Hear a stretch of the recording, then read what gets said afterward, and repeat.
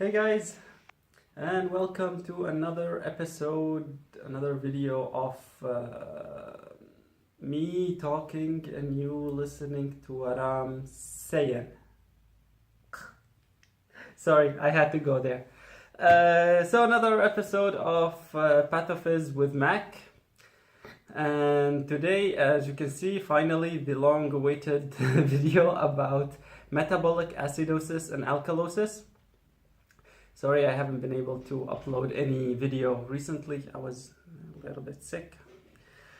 Now we're doing this even though the time of fasting has already started. If you're fasting, good for you. If not, well, if you're sick or if you're traveling, then it's okay. If not, yeah, it's okay. You can feel bad. Yeah, that's normal. Should feel bad normally. Yeah. Why am I saying that? Why do I care? It's okay, I care. You're my friends, right? Should care. Alright, so today, as we said, that's our topic, the metabolic alkalosis and acidosis. And that's it. Let's get to it. Let's not make this video super long, hopefully. So, I will make it into two videos. This first one's gonna be about acidosis, and the second one's gonna be alkalosis, because I'm trying to jam so many information, and then I thought, okay, I cannot make them both into one video, so they're gonna be two videos, part A, part B. Okay, let's start with part A. So our topic today is metabolic and, of course, acidosis. Okay, now to start with the metabolic acidosis and alkalosis, first of all, let's talk about some basic stuff. Now, to figure out this metabolic acidosis or alkalosis, you can do few things. First, you can measure the blood pH, right? So you can know that there's acidosis or alkalosis by measuring the pH, and the normal range for that is, as we know, 7.35 to 7.45. Here's alkalosis, before this is acidosis, and here's the normal range. Or, if you want, basically the pH, if you do it as a mathematical equation, it's negative logarithm of the H plus. So you're basically measuring the H plus. And if you remember from the equation, the famous one that we had, you could also measure the bicarbonate, HCO3. So even by measuring that, you can also tell what's going on, the problem. And the normal range for this one is 22 to 26 millimole per liter. All right. Before we go on, there's one thing that we need to talk about, which is the anion gap. What is this? So let's imagine the blood as a vessel or as a container, okay, that has two charges. It has a positive charge and it has a negative charge. Now, the positive charge in the blood is made up mostly of sodium, right? It's around 140. And potassium. And potassium is around 5. I know we said 3.5 to 5.1, but let's just say 5. So altogether add up to 145. The negative ones are made up of chlorine and bicarbonate, majorly chlorine, let's make it until here, chlorine mostly, some bicarbonate, and these are the major ones. Now you can tell me there's still albumin, there's still like negative stuff, phosphate and all these things, but I'll tell you that these will cancel out with the positives that we didn't mention, like calcium and magnesium. So these are really insignificant. The thing that is significant is something here. So if they added this one up, all these together, and they added these ones together, and they found out that there is, well, first of all, the blood pH is neutral. So the positives must be equal to the negatives.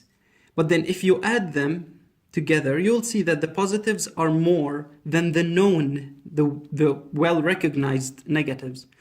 So then there must be something filling the negative part and making the level eventually neutralize or add up. And this is what they called the anion gap. So it's something that is negative for sure. It fills up the negative so that the blood eventually, when you actually measure it in real life, you find out that it's neutral. Now, later, okay, then they figured out that this anion gap is made up mostly of albumin, okay, which is negative. Now, what is this, like how much is this difference between the positives and the well-known negatives? This is something around 8 to 16 millimole per liter. So that's the anion gap. That's the normal range of it. And if you want to know it in the blood for any given person, you just measure their sodium plus potassium, and then minus, we said the positives minus the negatives. These are the positives minus the negatives. And these would be the chlorine and the bicarbonate. Then you get your anion gap. Okay? Now in urine, this is the anion gap in the blood. So you have a blood one, right? And then this blood gets filtrated. Here I will just represent something like the nephron, okay? And these get filtrated into the nephron here. But the thing is, even when this comes to the urine, the bicarbonate is reabsorbed. So the urine one, the urine anion gap is going to be sodium and potassium, but minus only chlorine, because all the bicarbonate should be reabsorbed back into the blood. So then if this is not calculated anymore, then this will make the urine this greater than this. So you end up with a high anion gap in the urine than in the blood. And therefore it will be something like, I think 25 to 40 or something like that. 20 to 50. Yeah, it's 20 to 50. So 20 to 50 millimole per liter for the urine. Okay? This is it. This is just the little introduction. This was just the metabolic. Now here we start with acidosis. Now, first things first, I'm gonna tell you this as a whole topic. So you can say the whole topic now on your own. You start it and you mention everything. So when you get this topic, think of it this way. You have the positives. Here's the positive and here's the negative, right? And you said there's acidosis, right? Meaning there's some H. So this one, the positives are now more, okay? Due to some excess hydrogen or protons, H+, excess acid, okay? Now when you see this, think of it this way. Just make this, like it has basically two components.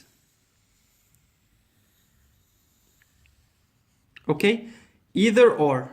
So it's either this or this part. It's gonna be one of them. What are these? What am I doing here?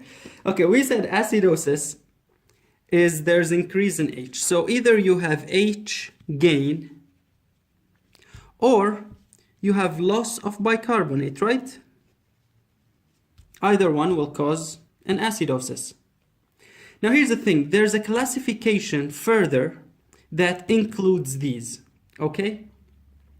Now, the thing is, if you have increased in the H, then when the negatives would want to compensate, we said you have the chlorine and in orange, and here you have the bicarbonate, HCO3, and you have the pink one, the anion gap, Ag.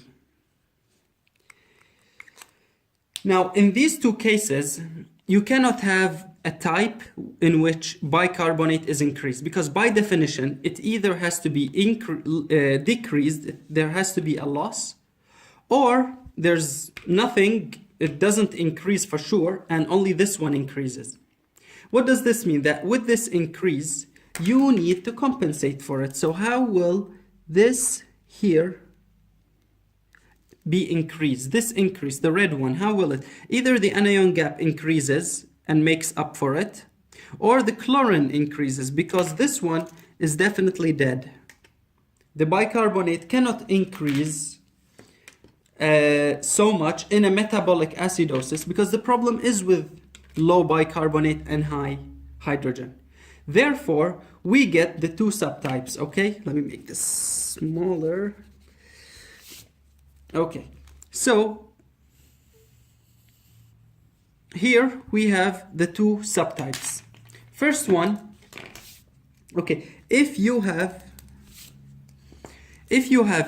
bicarbonate loss, then by default, remember we have HCO3 and chlorine antiporter. We have this one between the cells and the blood, the normal cells and the blood, and we have one between the tubular cells and the lumen. Okay, remember in the first ones in acid base? So if you lose bicarbonate, then you must gain chlorine, right? Now, which type is this gonna be? If the chlorine increased, then the anion gap is gonna be normal.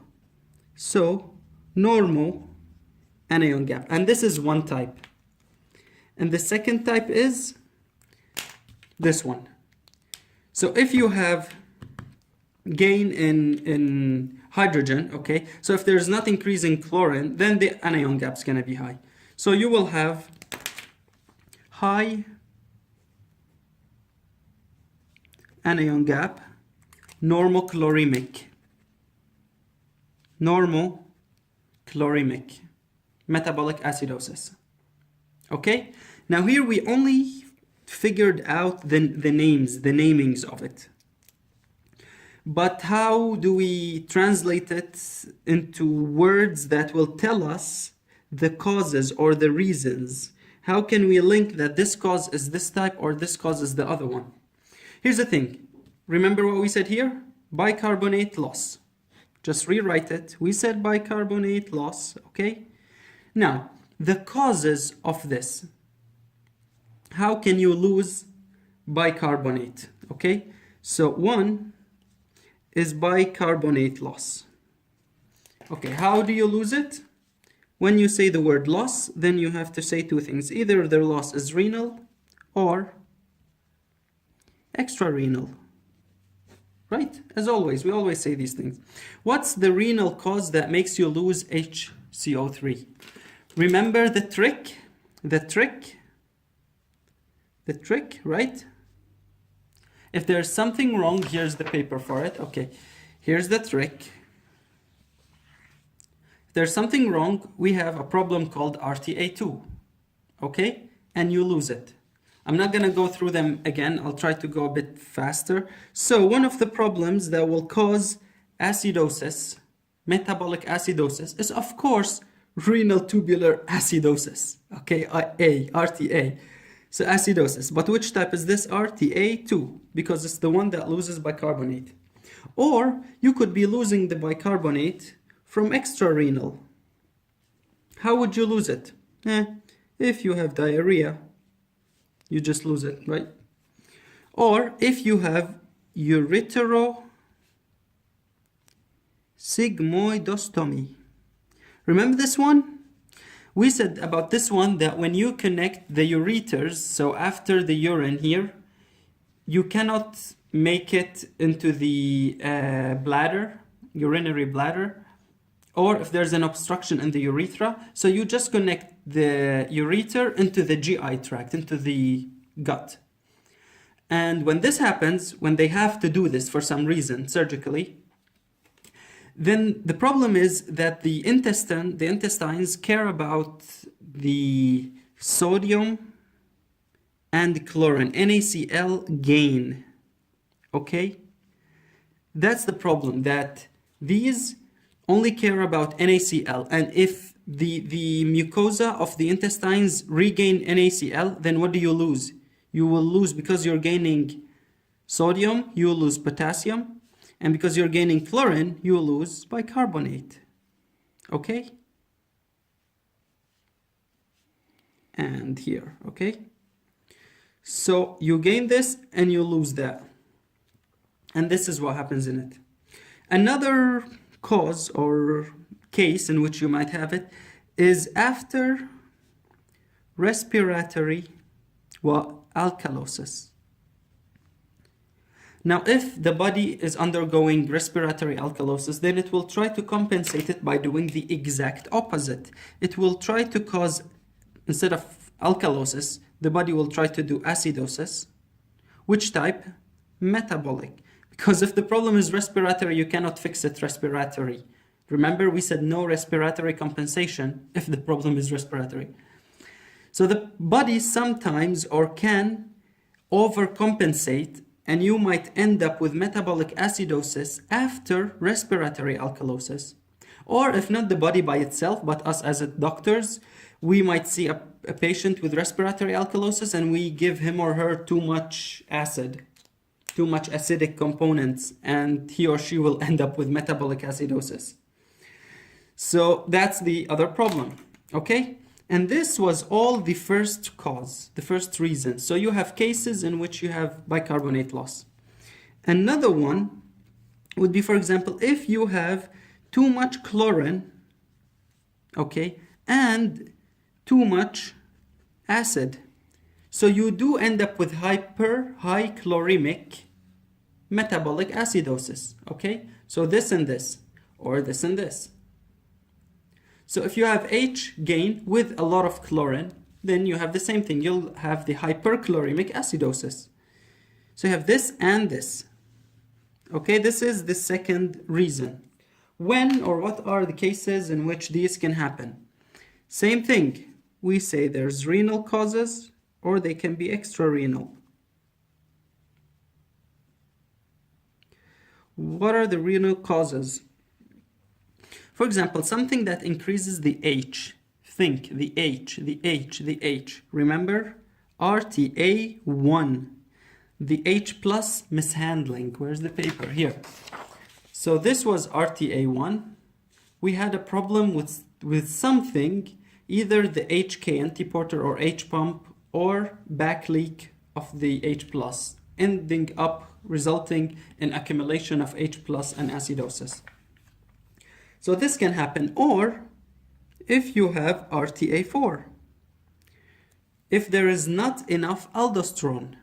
Remember, aldosterone reabsorbs sodium and in exchange for potassium and hydrogen. If this doesn't happen, then you accumulate hydrogen and you end up with acidosis. And if you do not reabsorb, and then you do not reabsorb the sodium. Okay? Now what happens in RTA4 here, just as a simple example. So with RTA4 you do not reabsorb sodium, right? That's what we said. And what happens is hypovolemia. What happens with hypovolemia? You will have less GFR, right? Less glomerular filtration rate. And if this happens, then you end up with hyperkalemia and hyperacidemia, or basically acidosis. Why is that? Because there's low filtration, so nothing is getting filtrated here in this drawing. Nothing is getting filtrated. Everything is stuck in the blood. So you have the hyperkalemic with acidosis. So this is a type of hyperkalemic acidosis. Now what are the extrarenal causes? Now extrarenal is basically simply any gain in H and Cl at the same time. So if someone is taking something that turns into HCl. Remember the example I told you a long time ago? What would give you after metabolism HCl? For example, lysine or arginine. These amino acids turn into HCl after metabolism, and this is what happens in guys who go to gym and they want to show their veins, their popping veins. Yep, these guys take these amino acids so that they have this acidosis with HCl. Now, or if not HCl, they can have NH4 Cl, which basically has the H and has the Cl. Or they can have KCl, these are some tablet salts, or calcium chloride. So any type of these, ingesting any of these stuff can cause a acidosis. All right? So moving on now to the normochloremic high anion gap metabolic acidosis. Now in this one, we will not have two cases. There will be only one case in which there is H plus accumulation. Okay, why is that? Because by default, if there's no increase in chlorine, if this doesn't increase, then the anion gap on its own or by itself will increase. Okay, the body will try to make up a lot of albumin and negative stuff to compensate for the H accumulation.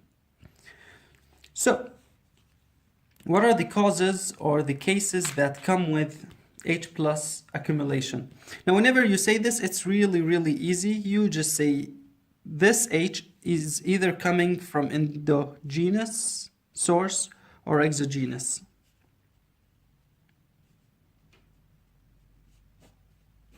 Okay?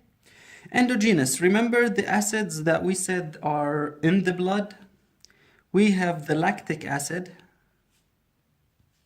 and we have the keto acid.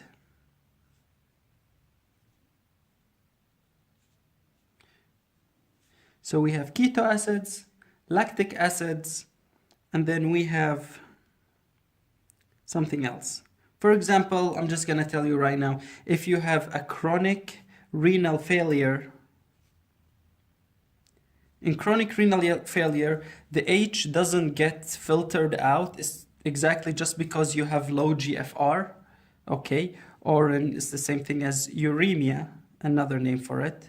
So when you have very low GFR, that H just accumulates in the blood, okay? But the thing about this one is that in the first stage, you will have a normal anion gap, okay? Because in the beginning, in the early phases in G1 or G2, G3, you still have sulfate and phosphate being filtered out and going into urine. So you don't have an accumulation of the anion gap of these negative stuff, right? They're excreted. But in later stages, G4 and G5, mostly in G5 when you reach the uremia, then those phosphate and sulfate, they will accumulate, causing a high anion gap type, okay? So this is it about. Now let's just talk about like few more words about the lactic and keto acidosis. When does the lactic acid accumulate? Okay, now here usually it accumulates due to two reasons, either hypoxia. So you have reasons associated with hypoxia or with low blood flow. So there's no wash out of the lactic acid and it stays in the muscles, for example, or in the tissues. Or if you have the non-hypoxia type, for example, if you have leukemia or lymphoma, what happens in these two diseases is that you have a lot of cells with high metabolic rate because they're cancer cells. So with high metabolic rate, there's excess production of lactic acid. They produce more than the normal metabolic rate, causing more accumulation of it and acidosis. Okay? Or if you have pyruvate dehydrogenase deficiency. Now, what is this pyruvate dehydrogenase? I'm just gonna draw it here So you have from chemistry or biochemistry, you have pyruvate. Now, pyruvate can go in one of two directions. This is very, very simple or very roughly, okay? Pyruvate dehydrogenase can go if you have the can go if you have the dehydrogenase enzyme, can go into acetyl coenzyme, acetyl-CoA. If not, if there isn't, okay, in case of deficiency, then it goes into lactic acid. So when there's deficiency, more lactic acid. This is all you need to know for pathophys about pyruvate dehydrogenase. Okay, now so these are the lactic acid. Now let's talk about keto acid. When does keto acids accumulate? The one that we know mostly, diabetes mellitus, right? Or if you have with alcoholism or starvation, you have a lot of ketone bodies, and so on. You just need to say a few examples and that's it. Okay, now moving on, let's go to the exogenous. What are the types or things for exogenous? Now, I know in the lectures they're classified as high osmolar and low osmolar. There's no clinical significance for this. It's just based on this classification is for you to know when you would want to treat this kind of patient. Would you want to give a high osmolar fluid or a hypotonic one or a normal? It depends. It depends on the toxicity of which substance. So, for example, this can be ethanol. This can be methanol. Okay, or it could be ethylene glycol. Ethylene glycol. So these are some of the stuff. Or they could be also with aspirin. You remember aspirin is called salicylic acid, which is what? An acid. Did I just forget how to write salicylic? Salicylic acid. Okay. Salicylic acid or salicylate. Or acetaminophen, which is paracetamol. Acetaminophen. And so forth. Okay? Now these can be known by a mnemonic. Okay? It's in your notes. So you can just memorize the types of stuff that give or turn into H, causing the acidosis. So the mnemonic goes as the one that I like and the one that probably our professor prefers is gold mark. Okay, gold mark. Now, what is the G for? The G is for the glycols that we said. So you might have, glycols in really general. The O is oxoproline, or basically paracetamol, but because it's the letter O, so it's oxoproline, which is paracetamol. L for L-lactate, these are really easy. And D is D-lactate, so two things, but just isomers. M, methanol. The A, aspirin. So you see, it's all, as we mentioned, the same ones. The R, renal failure. Okay? And the K, ketoacidosis. So this is the mnemonic that you can also memorize if you don't want to memorize their endogenous or exogenous. But to be honest, I prefer these two because they have more details and I can relate each one to which type is increased.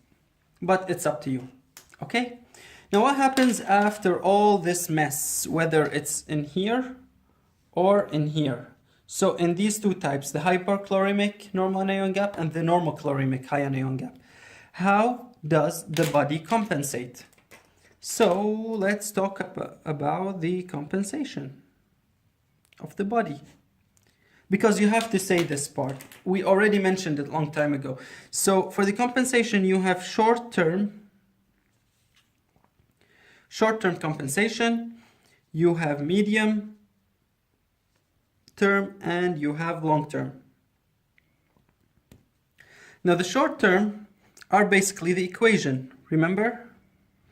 The equation will shift if you have acidosis into the H and the HCO3 will combine together to make the CO2 and water. Since there's a shift here to this side, so there's now more and more CO2, then due to that, the person will try to respirate it out and will breathe more. Remember, breathing a lot is what? It's respiratory alkalosis. Oh, you see what just happened? So we try to compensate, or the body tries to compensate the metabolic acidosis with respiratory alkalosis. Okay, this is really simple. The body just does the opposite of everything. So you have the equation, right? You have the mobilization because it's acidosis, so we need all the negative stuff to move out from cells into blood. So we have the PO4, blah, blah, blah. We have the proteins that might buffer also. They're amphoteric, or there might be increase in albumin. And then what buffers also? The bones, right? This is acidosis. And the bones will give out also their calcium phosphate. Will give it out. Now medium term, okay, let me just, this was short term. The medium term is basically if you have low pH, meaning acidity, then what will sense it? The chemoreceptors, right? So chemoreceptors sense this, and this will lead to the breathing pattern that we said, which is called Kussmaul respiration. Small respiration. And the last thing, the long term, is what? In short, kidney. The kidney what? Has the 3 levels. Has the GFR, has the proximal tubule, and has the distal one. Okay. What happens in each one? The GFR, it will try to filter out as much H as possible. So there will be increase in H titration. And same stuff. Okay, proximally, there's the bicarbonate, right? So we will try to maximize the trick, meaning we will try to reabsorb sodium and bicarbonate proximally. Also proximally, we have the ammonia. What happens to ammonia genesis? NH3 genesis would increase, right? And then what happens here distally? Distally, we said we have the aldosterone. What's the function of it? Regain of sodium, which is good, and get rid of H, which is really good. So there will be increase in the aldosterone, okay? These are the compensatory mechanisms. And now the last thing that we need to just mention very, very fast, let me throw this away, is the symptoms. So what would a patient... Okay, in very short, what would be the symptoms of a patient with metabolic acidosis?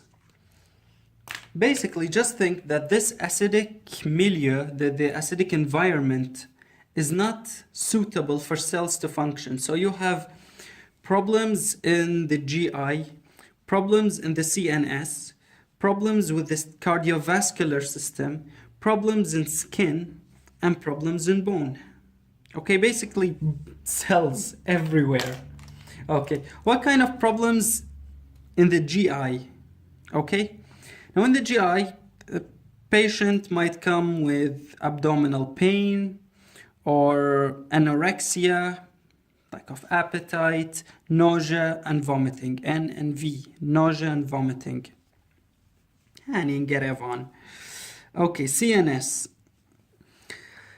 In the CNS, same thing, toxic to the cells, to the neurons. So you will have some weakness, which is motor function, sensory function, and you can have a cognitive, so you can have sensory or you can have cognitive. So cognitive, like the patient is lethargic, comatose, confused, okay, etc. The cardiovascular system, we said we have the same thing, toxic. If there's toxicity to the SA node, what happens to it? Low heart rate. And the cells won't, the myocytes won't be able to pump. So there's even decrease in the contractility force. Okay? There will be arrhythmias for sure. And because it's not cardio, it's also vascular, there is the vasodilation, remember? So acidosis also causes vasodilation. Now, how would you see a vasodilation on the skin? So the person is flushed and warm. He or she are feeling warm and flushed, very red. What about the bone? As we said, there's acidosis buffering. Okay? Meaning you might have some degree of osteoporosis. Okay, if it prolongs for a really long time. All right, so that's it about the metabolic one, the metabolic acidosis. And now let's start talking about metabolic alkalosis. All right, see you in the next video.